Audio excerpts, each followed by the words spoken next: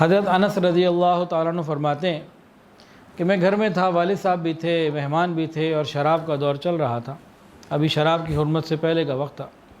اتنے میں باہر ایک شور ہوا۔ میرے والد نے کہا کہ دیکھو انس کیا ہوا باہر۔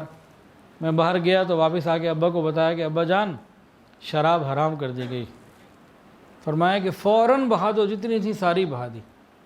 جس دن شراب حرام کی گئی، جس وقت اطلاع ملی کسی صحابی کو، اگر کسی کے منہ میں تھی تو حلق میں نہیں گئی، باہر انڈیل دی، ہاتھ میں تھی تو منہ میں نہیں گئی، باہر پھینک دی، سراہی میں تھی تو جام میں نہیں گئی، باہر پھینک دی، مٹکے میں تھی تو سب بہا دی۔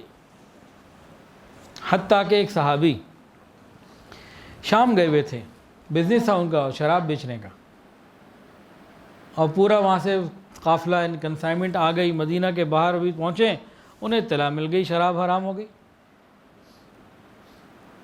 مال کو وہیں سائٹ پہ کہیں رکھا، کوئی حفاظت کا انتظام کیا، اور مدینہ آ گئے۔ یا رسول اللہ صلی اللہ علیہ وسلم شراب حرام ہو گئی ہے، مجھے پتہ لگا ہے، ابھی میں مال تازہ خرید کے لائے ہوں، ابھی تو مدینہ میں اندر شہر میں نہیں آیا، باہر میں سائٹ پہ رکھوا کر آیا ہوں کسی جگہ پہ، اس کے بارے میں کیا حکم ہے؟ کہ فرمایا وہ حرام ہو چکی ہے، اب اس کو بہا دو۔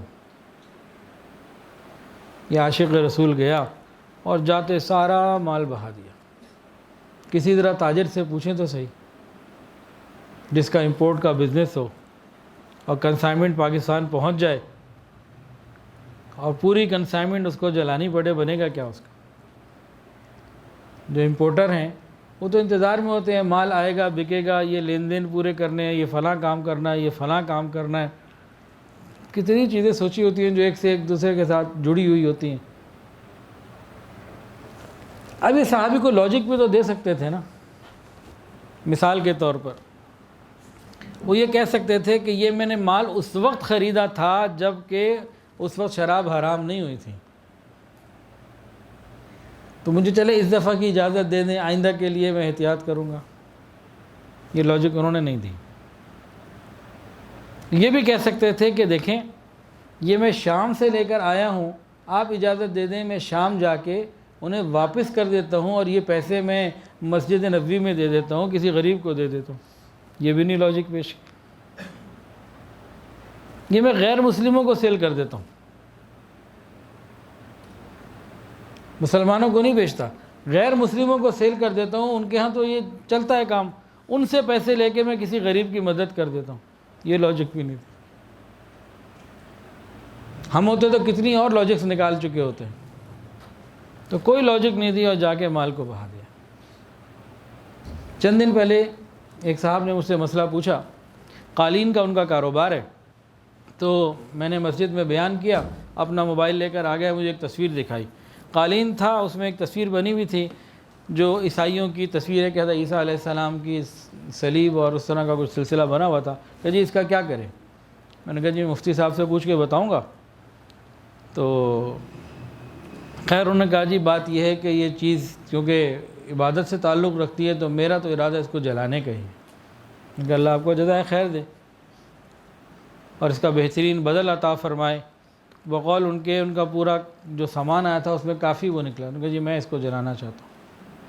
تو الحمدللہ آج بھی ایسے لوگ موجود ہیں۔ صحابہ کرام کی طبیعت ایسی تھی کہ نبی علیہ السلام کی کوئی بات آ جاتی تو فوری طور پر عمل کرنے کے لیے تیار ہو جاتے، کوئی لاجکس نہیں مانگتے تھے، بس فوراً ان کے لیے یہ لاجک کافی تھی کہ میرے محبوب کا عمل ہے۔ ایک صحابی تھے سیدنا عبداللہ ابن عمر رضی اللہ تعالی عنہما، عاشق رسول تھے، ہر کام سنت کے مطابق کرتے تھے، ہر کام تلاش کر کے ہر چیز کو سنت کے مطابق، حتیٰ کہ جب مکہ اور مدینہ کے درمیان سفر کرتے تو انہی راستوں سے چلتے جہاں سے نبی علیہ السلام چلے، پڑاؤ وہیں رکھتے، قیام رکنا جہاں نبی علیہ السلام کا تھا۔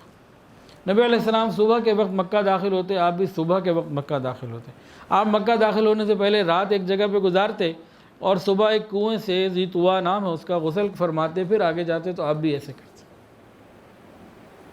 اس کی انتہا کیا تھی؟ اتباع سنت کی، سبحان اللہ۔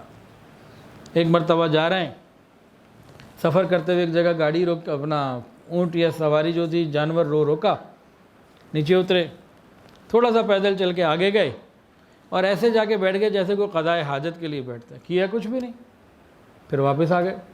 تو کسی نے کہا حضرت جب آپ کو تقاضا نہیں تھا پھر آپ نے سواری کیوں روکی، نیچے کیوں اترے، چل کے ادھر بھی گئے، پھر واپس آئے، اتنا وقت کیوں لگایا؟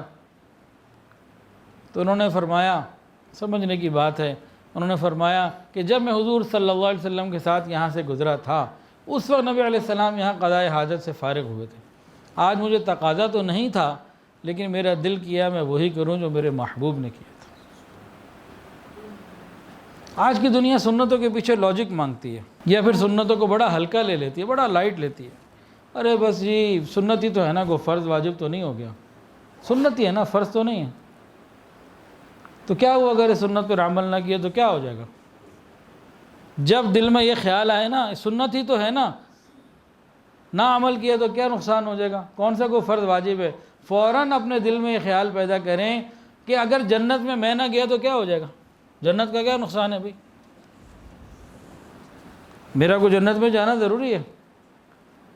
کہاں لکھا ہے کہ میرا جنت میں جانا ضروری ہے؟ جب سنت پر عمل کرنا ضروری نہیں ہے بقول ہمارے، تو وہ جنت میں جانا ہمارے لیے کہاں ضروری ہے؟ کہاں لکھا ہے؟